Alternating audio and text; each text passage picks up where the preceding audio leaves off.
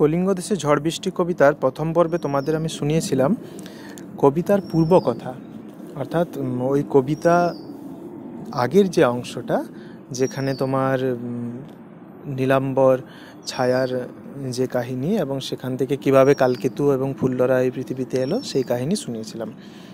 তো আজ আমি তোমাদের দ্বিতীয় পর্বে শোনাবো কবিতার সরলার্থ। কবিতার অর্থটা আজ আমি তোমাদের কাছে পরিষ্কার করব। তো কবিতার শুরুতে আমি চলে যাচ্ছি। প্রথমে স্ক্রিনে দেখো, মেঘে কইল অন্ধকার, মেঘে কইল অন্ধকার। কইল মানে কি? কইল মানে হচ্ছে করলো।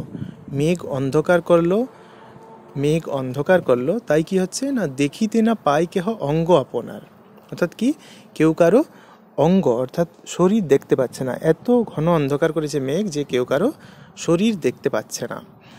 ঈশানে উড়িল মেঘ সঘনে চিকুর, উত্তর পবনে মেঘ ডাকে দূর দূর।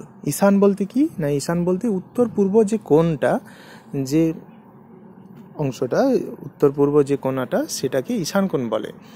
তো ঈশানে মেঘ উড়ে যাচ্ছে, সঙ্গে ঘন ঘন তার সঙ্গে মেঘের সঙ্গে কি হচ্ছে না, বিদ্যুৎ চমকাচ্ছে।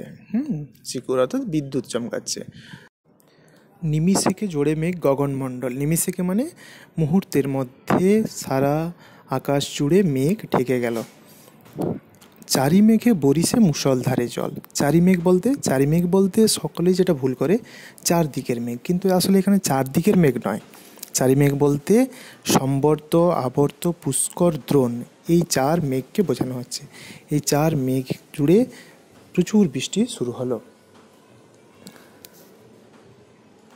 কলিঙ্গে উড়িয়া মেঘ ডাকে উচ্চনাদ, অর্থাৎ কলিঙ্গের দিকে মেঘ অনেক জোরে আওয়াজ করতে করতে উড়ে যাচ্ছে।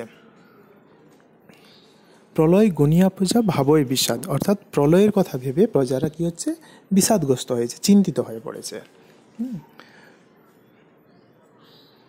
হুড় হুড় দূর দূর বহে ঘন ঝড়, অর্থাৎ হুড় হুড় দূর দূর শব্দ করতে করতে ঝড় বয়ে চলেছে।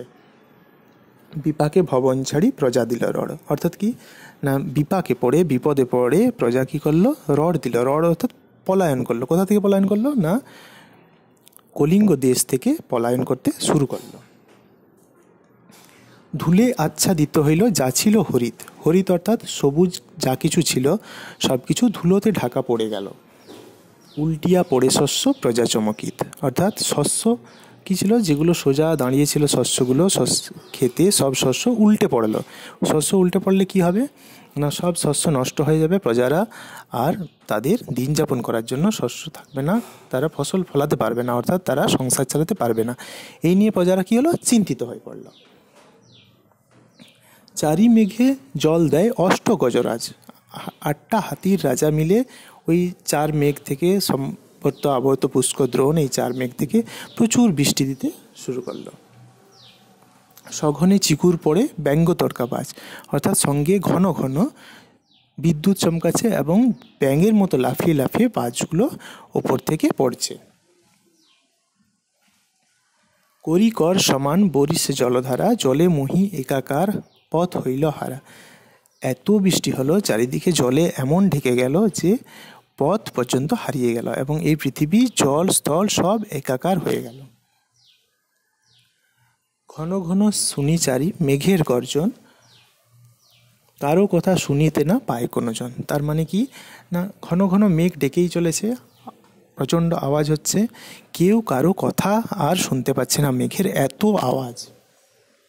পরিচ্ছিন্ন নাহি সন্ধ্যা দিবস রজনী, এখানে সবাই ভুল করে থাকি। পরিচ্ছিন্ন বলতে ছেলেমেয়েরা যে ভুলটা করে সেটা হচ্ছে পরিষ্কার বলে দেয়, কিন্তু আসলে পরিষ্কার নয়। পরিচ্ছিন্ন কথার অর্থ এখানে তফাৎ বা পার্থক্য, অর্থাৎ দিবস সন্ধ্যা রজনী, দিন সন্ধ্যা রাতের এখানে কোনো পার্থক্য বোঝা যাচ্ছে না, তফাৎ বোঝা যাচ্ছে না। মেঘ অন্ধকার করায় সব এক হয়ে গেছে। কলিঙ্গে সঙ্গরে সকল লোক যে জয়মিনী। সঙ্গরে কথার অর্থ কি? সঙ্গরে কথার অর্থ হচ্ছে স্মরণ করা। কলিঙ্গবাসী সবাই স্মরণ করছে ঋষি জৈমিনীকে। কথিত আছে ঋষি জৈমিনী এমন একজন ঋষি যাকে স্মরণ করলে নাকি ঝড় বৃষ্টি থেমে যায়। তিনি ঝড় বৃষ্টি থামিয়ে দিতে পারেন। তাই 7 দিন ধরে একটানা বৃষ্টি থামানোর জন্য এবং বিপদ থেকে রক্ষা পাওয়ার জন্য প্রজারা জৈমিনী ঋষিকে স্মরণ করছেন।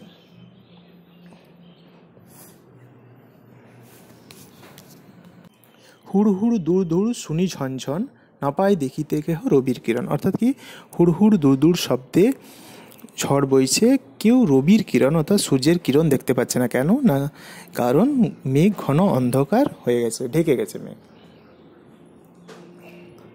গর্ত ছাড়ি ভুজঙ্গ ভাসিয়া বুলে চলে। অর্থাৎ কি, সাপের গর্তে জল ঢুকে যাওয়ায় সাপ আর গর্তের মধ্যে থাকতে পারছে না, সে জলের উপরে ভেসে বেড়াচ্ছে। বুলে অর্থাৎ বেড়াচ্ছে।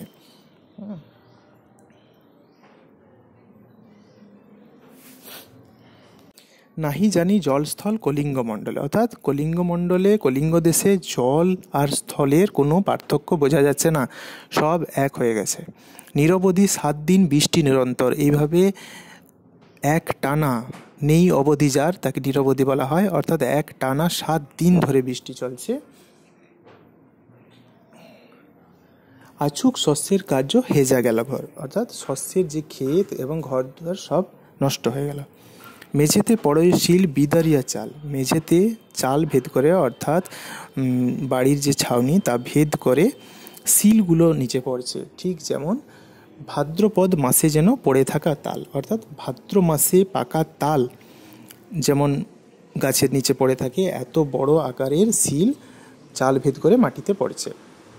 চণ্ডীর আদেশ পান বীর হনুমান। বীর হনুমানকে দেবী চণ্ডী কী করেছেন না, আদেশ দিয়েছেন। কী করতে আদেশ দিয়েছেন না, মঠ অট্টালিকাগুলোকে ভেঙে খান খান করে দিতে। এত ঝড় বৃষ্টির পর যে মঠ অট্টালিকাগুলো দাঁড়িয়ে আছে সেগুলোকে ভেঙে খান খান করে দিতে তিনি পাঠিয়েছেন।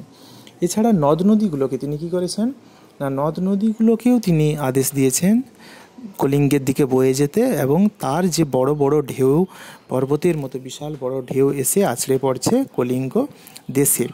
তাতে কি হচ্ছে না, সমস্ত ঘরবাড়িগুলো একেবারে কাদায় কাদাময় হয়ে গেছে, দলমল করছে। আর সবশেষে মধ্যযুগের কবিতার এক অন্যতম বৈশিষ্ট্য হলো কবিরা কাব্যের শেষে নিজেদের আত্মপরিচয় দান করতেন। এখানেও কবিতার শেষে কবি কঙ্কন মুকুন্দ চক্রবর্তী নিজের আত্মপরিচয় দান করেছেন। একে বলা হয় ভণিতা। তো তাই শেষে কবি বলছেন, চণ্ডীর আদেশে ধায় নদ নদীগণ, অম্বিকা মঙ্গল গান শ্রী কবি কঙ্কন। অর্থাৎ কবি কঙ্কন মুকুন্দ চক্রবর্তী এই অম্বিকা মঙ্গল গান তিনি রচনা করেছেন। অর্থাৎ চণ্ডীমঙ্গলকে অম্বিকা মঙ্গল, অভয়া মঙ্গল বিভিন্ন নামে বলা হয়ে থাকে। তো শ্রী কবি কঙ্কন তার উপাধি, আসলে মুকুন্দ চক্রবর্তী তিনি কি করেছেন না, তাকে দেবী চণ্ডী আদেশ দিয়েছিলেন এই কাব্য রচনার জন্য। তিনি যখন বাড়ি ছেড়ে ডিহিদার মামুদ শরীফের আক্রমণে বাড়ি ছেড়ে চলে এসেছিলেন এবং মেদিনীপুরের আড্রা গ্রামে তিনি যখন অবস্থান করছিলেন, সেখানে তিনি এই কাব্য তিনি রচনা করেছিলেন।